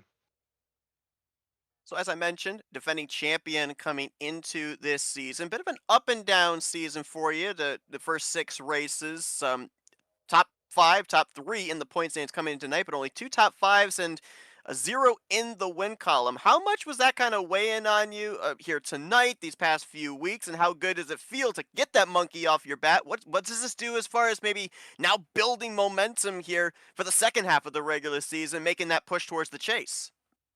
Yeah, it was kind of getting to me because I felt like Kansas was my race. I felt like I was going to win that race, and then we had that I think the lap car who got loose right in front of me, and I had nowhere to go. I mean, so that was like a win just literally taken from me. So that was kind of bugging me, and we ran good at Indy, and I just didn't qualify well. So I mean, we've been running good, and we just haven't had that little bit of luck that every race, really every racer needs. There's always a little bit of luck that plays into it, and we just haven't had that. And we've been running good. I think we started the season off strong, and like I said, we had some mishaps here or there, and so it feels good to finally win. Now it brings the momentum. Now we're going to start going. I know I can win more races, and this is what I needed. I just been in a slump lately, and so it's really worked out well, especially after Kansas. That one hurt because I felt like I had that one on lock. Victory obviously can bring about some good momentum. We've got a couple of weeks off coming up here for the summer break before we resume in Atlanta. Are you one of those few drivers that say, no, no, no, I'm on a hot streak right now. Let's not have these off weeks here. Or are you looking forward to the off weeks, get a little bit refreshed, and then build off this momentum in 3 weeks' time? Oh man, dude, I'm. This is what I like. This is my little hobby. I like to race, race in real life. So I hate when we take these long, breaks like this. It bugs me because I don't. My other league, they're in the off season right now, so I don't know what I'm gonna do. But luckily, there'll be some official racing. I think there's no more road course racing on the official side. So I mean, I still stay up to touch with the car. I mean, I won't race it as much, but I still kind of stay busy during the off weeks and stuff while we do that because you don't want to take that long break and then get back in the car because you're going to be a little off because I'm sure there's going to be some guys that are going to be racing here and there too. So I know I went on vacation I left I think Wednesday and I got back Sunday, and that little vacation I had right there, I felt rusty the first 50 laps of the race. I just didn't feel comfortable. So that long break I could tell will really probably affect me if I don't touch the sim. Well, we look forward to seeing what you're able to do in 3 weeks' time, build off the momentum of this victory here tonight when we get to the worn out surface, the legacy version of Atlanta. But we'll let you get back to your celebrating there in victory lane, Matthew. Before we do, though, floor is wide open to you for thank you sponsors and shout outs. I do want to apologize to Tony Mungie when that last run in 3 and 4 I kind of washed up a little bit and we touched doors, and I barely felt it in the wheel, but for some reason it gave us both the 4X and he lost his momentum. So I do want to apologize to him. That's not how I wanted to take the lead. I thought we were going to have a really good battle right there. So I'm sorry to him right there. And you guys up here in the booth, man, I go back and watch your races a lot, even some of the last season stuff, because you guys do a hell of a job, and I enjoy everything that y'all do up there. So I can't wait to go back and watch this. Everyone that part of the league, this is a great league. It was good battle tonight. I know one of them restarts, so I went 3 wide on the outside, not expecting to be 3 wide and come out second. I felt good after that, so that was cool right there. Shout out to all the Pro Edge guys who showed up tonight. I know Justin was struggling a little bit. And he kind of, I know in the long run, he kind of figured it out. Then something happened to him middle of the race, and I guess he got caught up in an incident. Then Trey was running good. I know he was talking about how good he was in the long run. I think Dom and Kurt, they all got caught up in something, same as Corey. So shout out to those guys for showing up every week. And I know they're not having the best season, but I know it'll turn around, and those guys will really show what kind of speed they truly got. If there's any sponsors as part of the league, shout out to those guys, man. Sometimes we couldn't have the broadcast and stuff if it wasn't for the sponsors as well. Well, that's Matthew Weeks. He's back in victory lane. First time here in season 12 under the lights at the Iowa Speedway. Congratulations on your victory here tonight. Enjoy the couple of weeks off and getting back at it next time out in Hampton, Georgia at the Atlanta Motor Speedway. All right, man. Thank you. Matthew Weeks, your winner here tonight. Let's see if we can get a hold of second place driver Ross.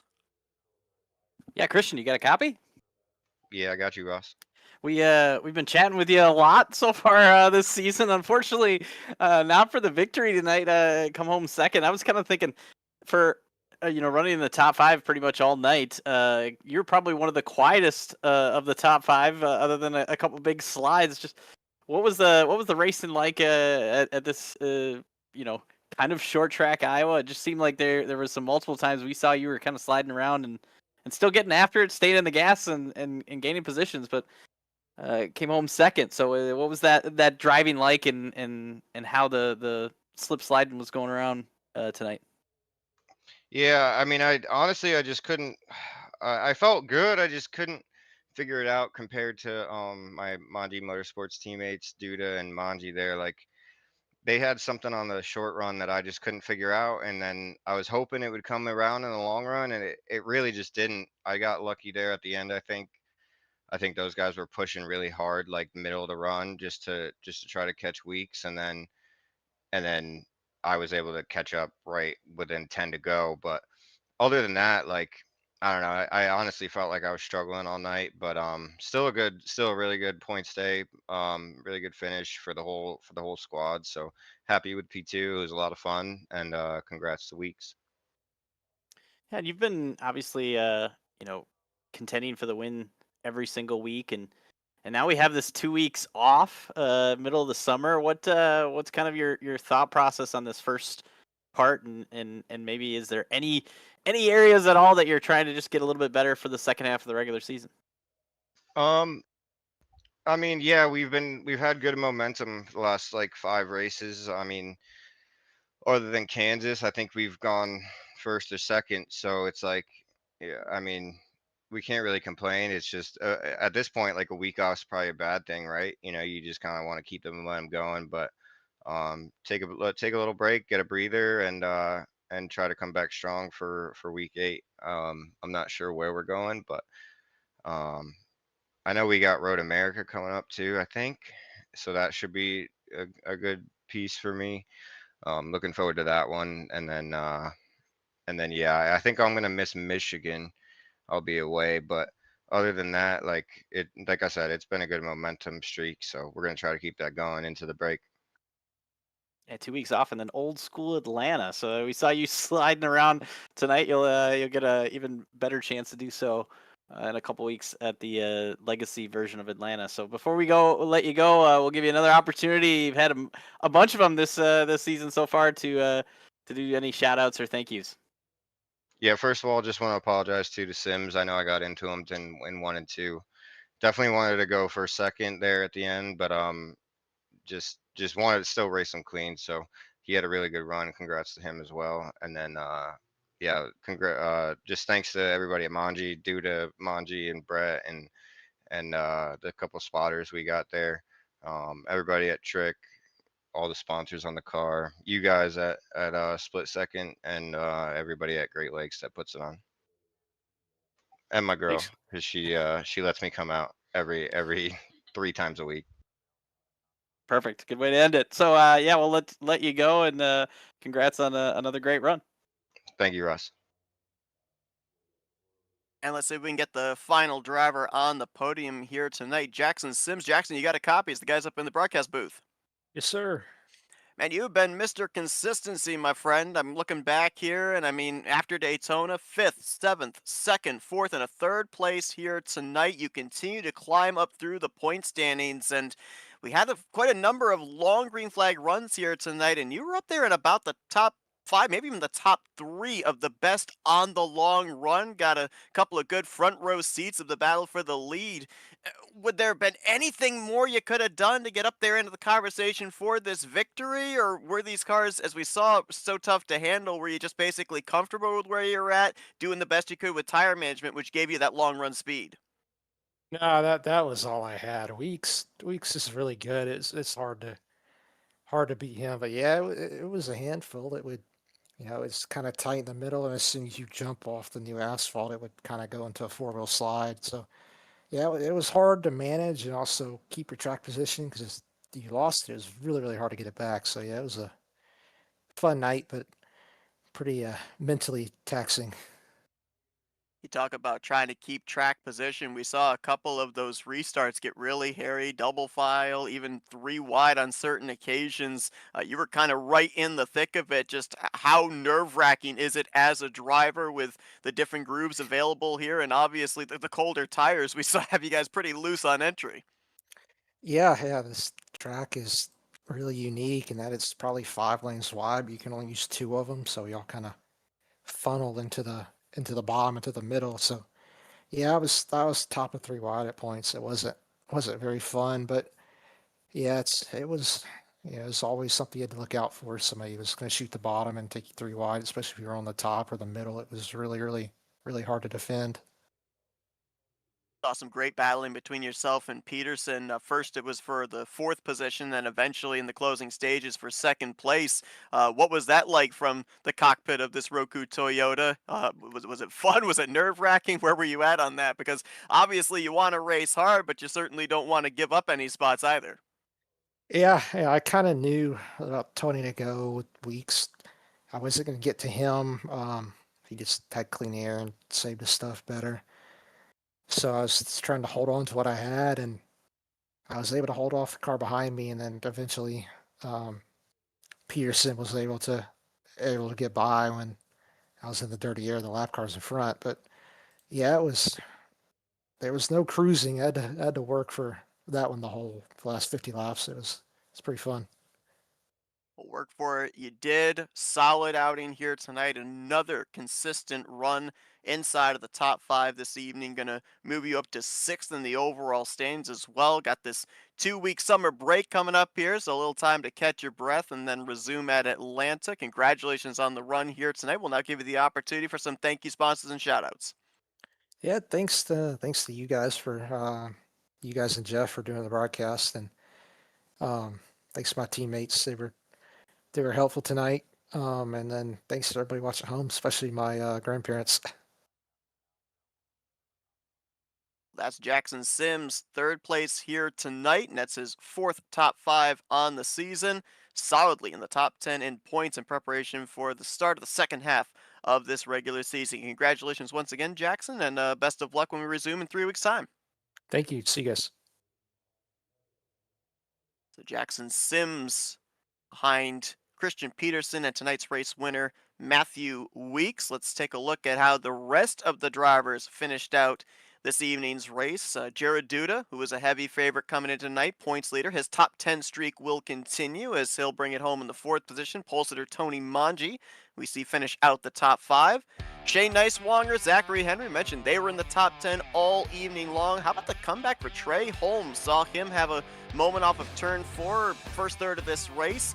able to bring it back in the 8th position. Cy Jackson solidly there in 9th, and Elliott Henderson patiently worked his way up through the top 15, eventually getting the final spot in the top 10. Yeah, kind of once we had that long run, kind of a tale of two different groups with the drivers on the lead lap and drivers that were a lap down. Just outside of the top 10, we had Brent Kincott, Tyler McClellan, and Spencer Owens, Hunter Brittle. All those drivers kind of running right in about where they finished tonight, just staying on the lead lap and ultimately a top 15. Aiden Dupont, we kind of talked about him early on having his issues, but still able to finish on the lead lap and grab the last spot in 15th. So Aspen Martin, Dominic Wright, Corey Abbott, a lot of these drivers just had those moments. Either they had damage or pit stops and they had to, caught a lap down. I know Brett Malone had a damage and Matt Durr was part of that first yellow, but all those drivers -1 kind of battling, trying to get the free pass. I know Martin at one point did get it, but it's tough once you have a little bit of damage and get behind the 8 ball to get back in the lead lap and battle it out. But it's our top 20 with Matt Durr there coming back and kind of just stealing the top 20 in the end. A number of other drivers that finished outside of the top 20 also kind of getting bit. Eric Kemp on pit strategy tried to do the undercut, untimely yellow, had him trapped a lap down. Frederick Cremines, same thing for him. And then multiple laps down, Lewis Woodall, Blair Neabone, Travis Hamby, Nicholas Caressel, we saw him go around. We had that onboard with Matthew Weeks as he was coming up to lap the pack. Caressel was in, had that spin on the front straightaway, did not bring out a yellow, but he ultimately finishes in the 26th position. Shiflet fast now. Hudson Geiger, still not exactly 100% certain what happened with him. Might have been connection issues late. He was going to finish around the 11th spot, ultimately finishes 29th and then 30th this evening for Kyle Cooper. And then you'll see the rest of the drivers here. Most of these drivers did not reach the conclusion of the race. I believe actually the rest of these drivers from Cooper on down actually finished back behind the wall. The most notable of these, obviously, Ross, is Hunter Madalinas coming off of those 2 great runs, including his victory a couple of weeks ago at Kansas. This 37th place finish going to drop him down in the point standings again. Going to have to try and get those points back when we resume in 3 weeks' time. Yeah, that's a tough spot to be. Just got kind of caught up, early on in this race, and that might have been part of it. Just was the fact that just was kind of starting in the mess of things. So that can happen, and unfortunately ended his race early with the damage. But you see here.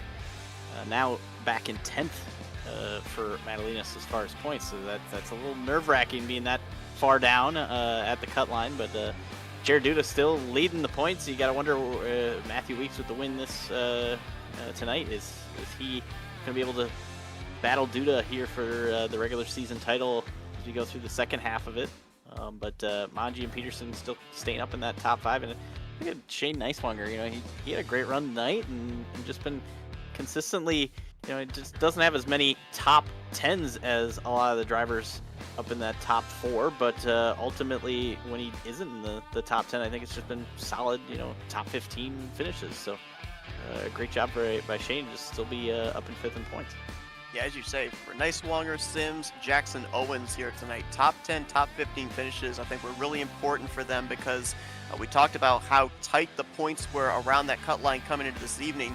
The solid runs for them now put them 20 or more points ahead of that cut line going into the second half of this regular season. Maybe a little bit easier to defend by 20 points than by 2 or 3 points, like we've seen most of these drivers find themselves in that position at some point during these first 7 races. Points still really close around that cut line, though. Henry only 1 up on Madalinas, and there you can see only 2 points back from the cut line is Henderson. Only 3 points back is Brent Kincott. So don't think that cut line 10th in the standings is not going to be a main vocal point for us in these final 7 races of the regular season. We're going to probably be talking just as much about that as we are the regular season championship going forward towards the chase. Yeah, and to talk about, I heard, Peterson kind of talk about, okay, we got the old school Atlanta, we got a super speedway Atlanta, we have Road America, so lots of tracks, moments that could, hand a driver a bad finish like we saw with Madalinas tonight, and then really make that battle interesting. It's gonna be fun to watch as they battle out and get those final spots in that top 10 to compete for our chase later this year. Well, we were treated here this evening at the Iowa Speedway to a tremendous short track race. Matthew Weeks parks in victory lane as he takes the Dupont Handyman Services 149 here tonight. Halfway point has been crossed in the regular season. The push towards the chase will begin in 3 weeks' time as these drivers will enjoy 2 weeks off for the summer break and then resume season 12 of the Great Lakes Racing Premier Series. We thank you for joining us here tonight. Hope you enjoyed our coverage, and we will see you in 3 weeks' time as we continue on the season. For Ross Brockman, Jeff Johnson, our producer, I'm Seth Cole. Thanks for spending your Tuesday evening with us, folks, as you've been watching another broadcast courtesy of Split Second Broadcasting.